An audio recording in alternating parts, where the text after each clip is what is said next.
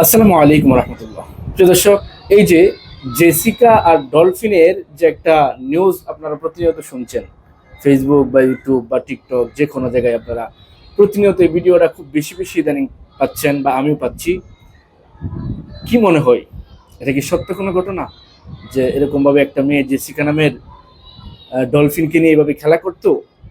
দেখুন, আসলে কিন্তু এটা একটা ভুয়া নিউজ, সম্পূর্ণ ভুয়া।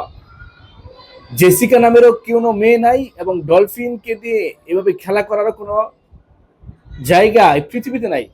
জাস্ট এটা এআই দিয়ে তৈরি করা একটা ভিডিও, আর এই ভিডিওটা অসংখ্য মানুষের চোখ দিয়ে পানি পড়তেছে দেখে।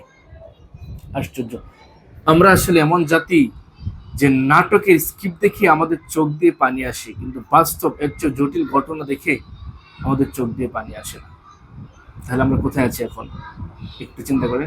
ভালো থাকেন। আল্লাহ হাফিজ।